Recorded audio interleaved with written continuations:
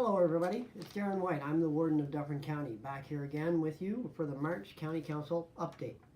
We're going to talk about some of the things we talked about in March and some of the things we're going to look forward to going forward.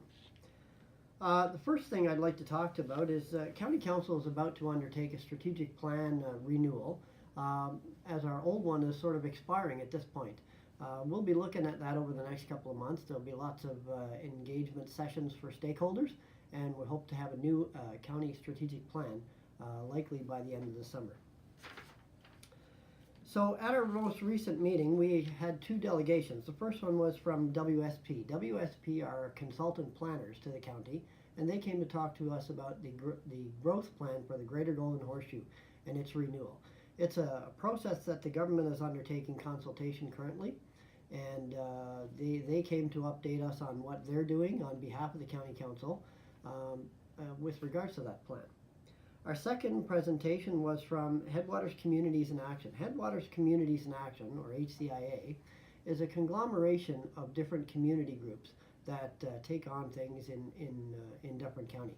They talk about things like the food banks, they talk about things like trails and active transportation, they talk about different charitable organizations, the grants process, etc., etc., etc. So they come every year or so to give us an update about what they're doing and what the great things happening in Dufferin County are. Some of the things they wanted to highlight this time are things like our Dufferin County food map, agriculture in our schools, and things learning, teaching some of our kids why farming is important in our local area. Shirley Boxham came and talked to us about that. Once we got past that, we moved into our committee reports, the first one being Infrastructure and Environmental Services Committee. Most of what we talked about in that was the county forest. The Dufferin County Forest is going through some changes recently. We've got a new recreational policy, and as a result of the last couple of months, we've talked about new guidelines for trail use, new guidelines for events and how to get a permit for those events. We also accepted the annual report from the Dufferin County Forest, and we talked about the minutes from the most recent advisory team meetings. If you're looking for information on our Dufferin County Forest, you can always look at our website at dufferincounty.ca for details. There's all kinds of great things happening in the Dufferin County Forest, and there's many tracks all across the county to explore. We also talked at great length in committee and in council about living snow fence. Living snow fence is something we've been talking about for years here at the County of Dufferin, and it is a way for us to protect some of our roads, keep some of that drifting and blowing snow from impacting traffic across the county. As anybody who lives in this county knows, especially recently, we've had some pretty bad storm events where we've had to close multiple roads on multiple occasions. We're always looking for ways to do that. Some of the things we can do and have been doing are road construction in around the area, so we can take out hills that cause drifting and plant trees and leave corn rows, all kinds of different things. One of the things we're looking for or concentrating on this time is snow along County Road 124 and County Road 3. Those seem to be the worstly hit spots, and we're trying to address those by talking to landowners, seeing if we can get permission to lease or buy parts of land along the frontage of their properties in order to plant trees. That is an ongoing process. It is something that's going to likely take a couple of years to get done, but we are committed to making it happen. We also talked about signage on Dufferin County Road 18, which is Airport Road. The town of Mono has asked us about certain signage for speed and poor driving. Again, if you live in Dufferin County, you know that Airport Road is one of the most dangerous stretches around here. People do not seem to like to drive properly on that stretch. Speeding is an issue. Passing in areas where you shouldn't be passing is an issue, and truck traffic can sometimes be an issue. So we're addressing that as well. The big part of the night was when we talked about setting tax policy. Every year we pass a bylaw to set tax ratios for the county, and that is to say how much each particular class of property will be paying. Farmers in Dufferin County and other counties around us have been talking about their portion of farm tax ratios. Many of them have asked for us to consider lowering the class ratio on farmland from 0.25, which it was, to 0.23 or even lower. And that is as a result of unreasonable assessment values that farmers have been facing over the past 4 or 5 years. In some cases, the farm properties assessment have gone up as much as 80% in 4 years. I think you can all understand the importance of keeping tax rates low on farm properties. After all, those are the folks that feed us. After great discussion, we did decide to lower that tax rate class to 0.23 from 0.25.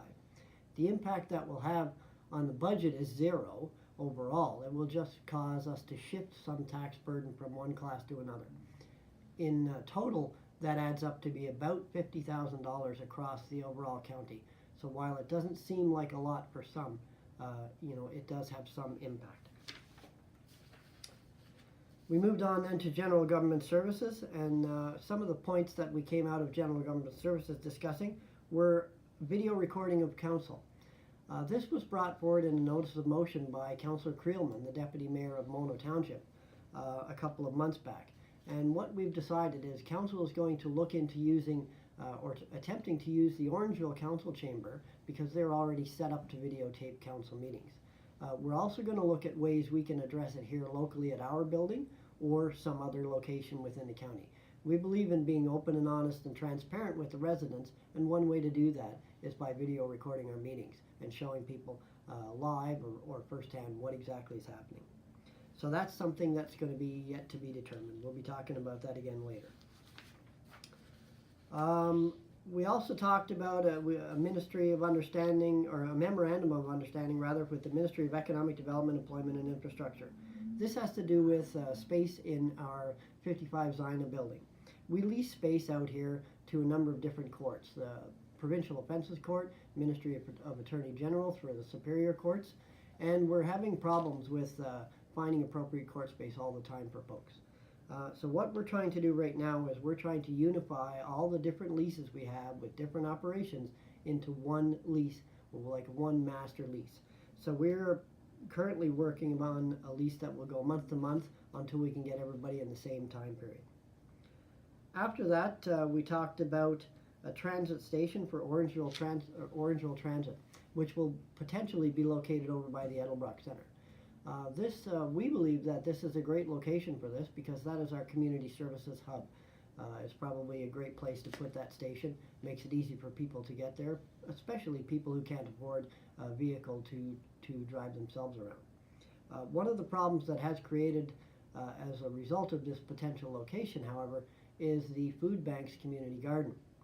So we're working with the town of Orangeville and the Orangeville Food Bank to see if we can find out alternate locations for that garden, or if we can find ways to make those two operations coexist. That's an ongoing discussion, and as a result of the motion we passed, Orangeville will be taking it back for further engineering, construction planning, and public consultation, so look for that. Most of what we did in Community Services Dufferin Oaks Committee was receive reports from Dufferin Oaks Center for the Aged on compliance, resident satisfaction, and what's called the MSAW, which is a government form that we deal with every year that just shows we're doing things the way we're supposed to be at that building. We also talked about the Dufferin County Poet Laureate. This is a program we started about 18 months ago, and we're going to continue it through this term of council. We're bringing on a local poet who's going to write some poetry on behalf of the county. He's going to attend some of our local events and things all across the county. As well, he's going to take on some mentoring duties and teach some other young poets the craft. After that, we talked about a report from the treasurer on tenders and requests for proposals. This time of year is when we start putting out lots of requests for proposals for road construction. And what we're going to do next month when we talk in this update is we're going to talk with somebody from Public Works, hopefully Scott Burns, who's the Director of Public Works, who's going to go into a little bit more detail on what Public Works tenders are, what road projects you can expect to see this summer. Other than that, we did talk about a new sign strategy from the Director of Economic Development and Culture in the county. We are moving ahead with new signs for the county, a new branding strategy and logo for our website, etc. This is all part of our greater economic development strategy, and we hope to see that roll out pretty soon. We've seen some mock-ups of the potential new signs, and they look great.